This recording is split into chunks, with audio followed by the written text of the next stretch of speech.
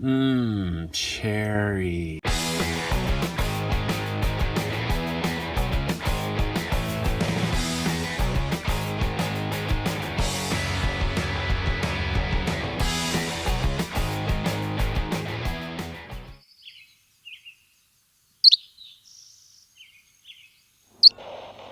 Today we're going to drain and fill automatic transmission fluid on a 2003 Ford F-150. Pretty simple and straightforward. There's a little bit of difficulty with the pan and stuff, but I'll show you that in a sec.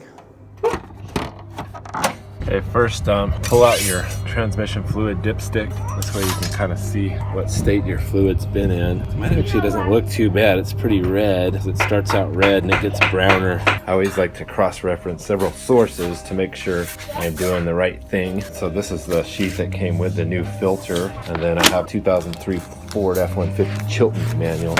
And section 127 here is instructions. They do line up pretty well here. One thing that they are recommending is be on a flat surface, I think, so you can get an accurate measurement on your dipstick. So in the end, we'll make sure the truck is level when we measure. All right, the things you're gonna want before starting this, you're gonna want a drain pan that's big enough. It's a pretty big one. You might want a bigger one than I have. You're gonna want a 10mm socket for unbolting the pan. You're going to want a putty knife or a screwdriver, maybe a razor blade to scrape off. A lot of times the old gasket can be really stuck on there. You're going to want to buy a new filter and a new gasket. A lot of times these come in the same box together. I'm estimating we're going to want about 5 quarts of Mercon 5 automatic transmission fluid. It'll probably be between 4 and 5. We'll see. You're going to want brake cleaner. You're going to use that to clean the pan out real good before we put it back on. All right, right as we get started here, I just ran the truck for about 5 minutes. You can do it either way, with it cold or hot, I've heard. I think when it's warm, it's gonna drain a lot easier. Also, right now, if you can see my breath, it's somewhere in the 20s today, so it's very cold. I just think it's gonna flow a lot better if it's a little warm. I didn't run it too long because I don't want it to be hot, because then it's gonna burn me. 2 more things you're probably gonna need is a nice long funnel. They do make specific transmission fluid funnels, but I think this one will do, and a torque wrench. Okay, so first thing, we're gonna remove the bolts that are in the middle and leave the corner bolt till the very end. So we'll go ahead and pull those out. Break loose pretty easily. You are going to want a swivel head, because there is one of the bolts is right up in front of that thing, and so it's very hard to get to. Okay, so this is the back of the pan. Front of the vehicle is this way, and your extension problem is it doesn't want to bend around this.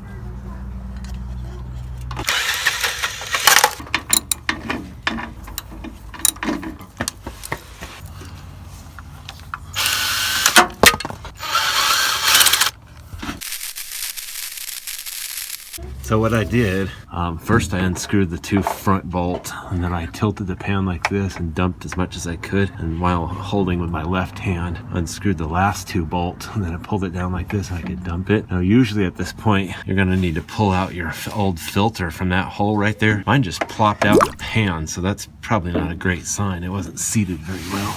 This is the old dirty fluid. It actually doesn't look as dirty as it could, because it starts out red, and the browner it gets, the dirtier it is. I don't know. I mean, it's pretty dirty, but it could be worse. You can see right here in the corner is the pan magnet, and that just takes up all the shavings from inside the engine. Of course, in an older vehicle, you're going to have a lot of shavings all over that, and that's just normal. Oh yeah, when you pull the filter out, make sure you get this O-ring out with it too.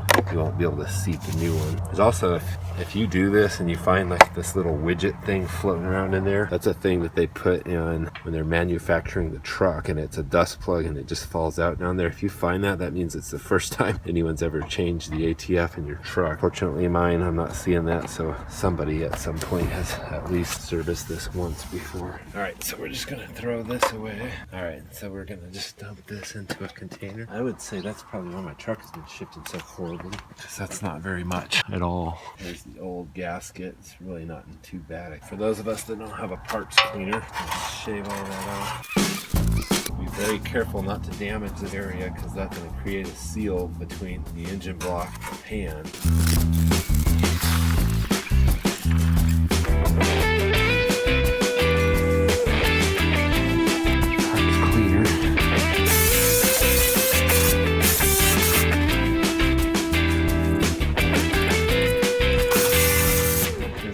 Our drain. drained fluid. Alright, now it's time to put the gasket on the pan. And some people will put sealers and stuff. I don't think it's really meant to. I think some people will put grease on it just to hold it there. So that's why I got this little thing of tube of white lithium grease.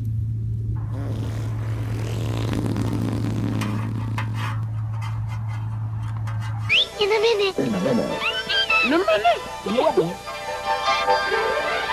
This one's a little harder than the gasket that was on there because it was rigid.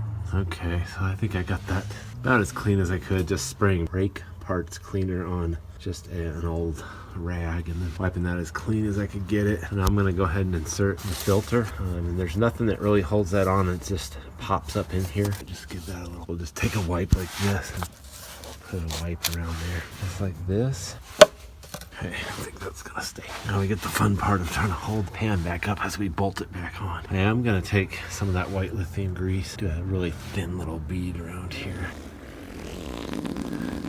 It's kind of messy, but this is real life, people. And I don't know how to get the filter to stick up in there. Or at least they could have done is put a clip on there or something.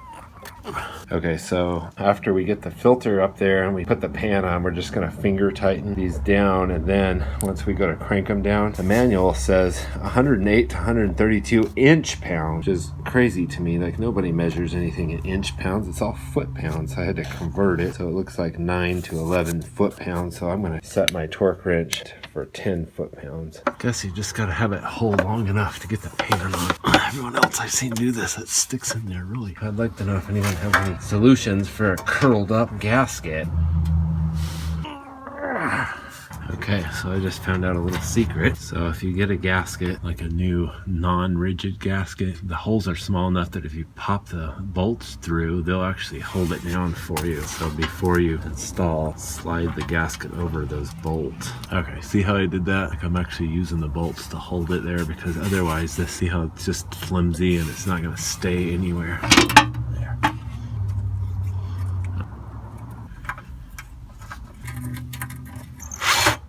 As with anything, like putting on tires or anything, you want to do a crisscross pattern. We're gonna go there, there, there, there, and then try to do the same with all the others. 14 of these guys.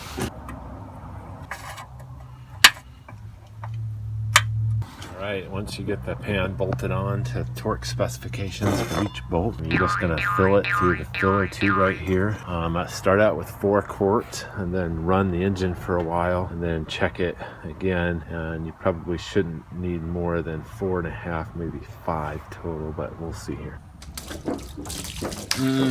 Cherry. After I put the 4 quarts in, I'm just going to turn the truck on, let it run through all the gears.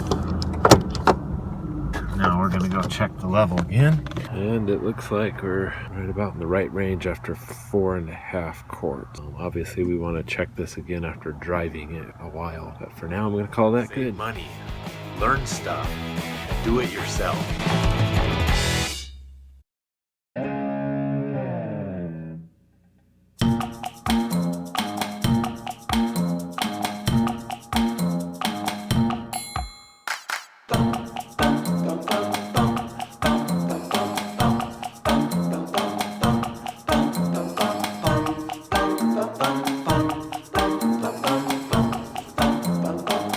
Guys, please be quiet.